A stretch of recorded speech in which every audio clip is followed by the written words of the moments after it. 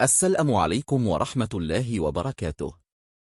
اگر آپ کو ہماری ویڈیو اچھی لگے تو ہمارے چینل کو شیئر کرنا اور گھنٹی کے نشان کو دبانا نہ بھولیں۔ آج کی ویڈیو کا موضوع ہے مور کو جنت سے کیوں نکالا گیا۔ مور جتنا اب خوبصورت ہے، اس سے کئی زیادہ جنت میں خوبصورت تھا۔ مور کی خوبصورتی پہ سبھی پرندے فدا تھے، لیکن ان سب خوبیوں کے باوجود مور سے ایسی کون سی خطا ہو گئی تھی جس سے اللہ تبارک و تعالیٰ نے مور کو جنت سے نکال دیا۔ اللہ تبارک و تعالیٰ نے جب حضرت آدم علیہ السلام اور اماں ہوا کو پیدا فرمایا، اس کے بعد ان کو جنت میں بھیج دیا۔ وہ دونوں جنت میں بہت ہی پرسکون رہتے تھے، بہت ہی لذیذ میوے پھل کھایا کرتے تھے، لیکن ایک اناج جس کو کھانے سے اللہ پاک نے انہیں منع فرمایا، اور وہ اناج گندم تھا۔ چونکہ شیطان حضرت آدم علیہ السلام کی وجہ سے ہی جنت سے نکالا جا چکا تھا، اسی وجہ سے شیطان کی حضرت آدم علیہ السلام سے دشمنی ہو گئی تھی۔ شیطان یہ چاہتا تھا کہ وہ کسی بھی طرح حضرت آدم علیہ السلام کو جنت سے نکال دے اور ساتھ میں اماں حوا کو بھی جنت سے نکال دے۔ جب شیطان کو یہ خبر ہوئی کہ حضرت آدم علیہ کو تمام میوے کھانے کی اجازت ہے لیکن گندم کھانے کی اجازت نہیں ہے، تو شیطان انتقام کی آگ دل میں لیے جنت کے دروازے کے پاس بیٹھ گیا، اور 300 سال تک وہاں پر بیٹھا رہا کہ کوئی جنت کے دروازے سے باہر آئے اور شیطان اس سے بات کر سکے۔ ایک دن اچانک سے مور جنت سے باہر آ گیا۔ شیطان اس کو دیکھتے ہی بہت خوش ہو گیا۔ شیطان نے پوچھا، اے خوبصورت پرندے تم کون ہو؟ مور بولا، میں مور ہوں۔ اب تم اپنا تعارف کرواؤ۔ شیطان نے جواب دیا کہ میں عالم قربا کا ایک فرشتہ ہوں، میں اللہ پاک کی عبادت سے ایک پل بھی غافل نہیں ہوں۔ میں چاہتا ہوں کہ میں جنت میں جاؤں، وہاں کی نعمتوں کا اپنی آنکھوں سے مشاہدہ کروں۔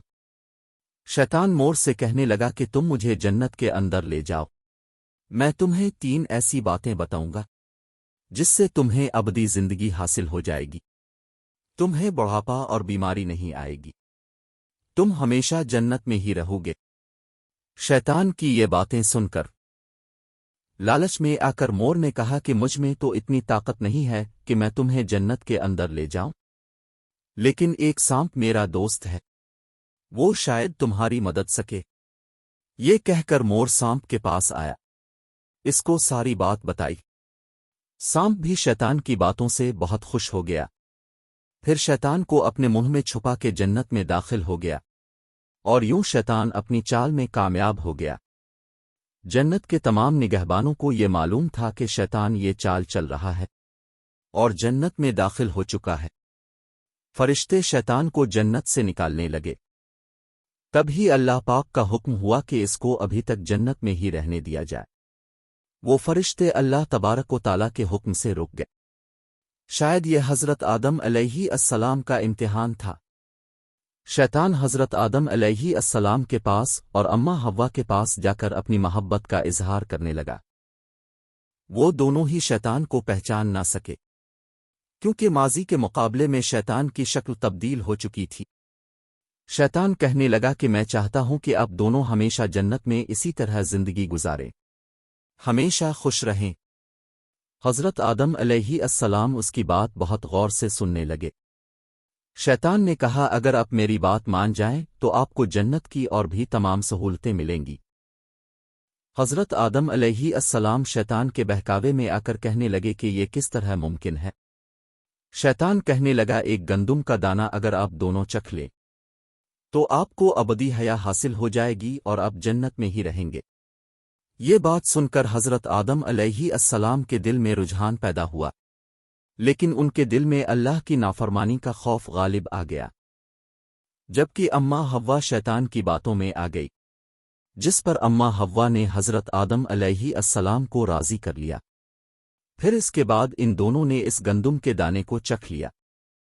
جیسے ہی گندم کا دانہ ان کے اندر گیا تو دونوں کے 70 واضح ہو گئے، جس کے بعد دونوں اپنے اپنے 70 چھپانے لگے اور خوف خدا سے کانپنے لگے۔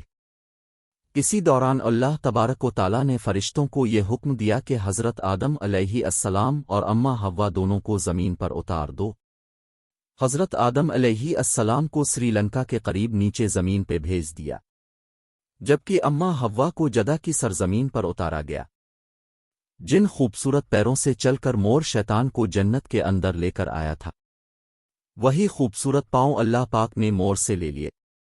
سانپ جو اپنے منہ میں شیطان کو چھپا کر لایا تھا، اس کے منہ کی خوبصورت خوشبو کو چھین کر اس میں زہر ڈال دیا گیا، پھر مور کے ساتھ ساتھ سانپ کو بھی جنت سے نکال دیا گیا۔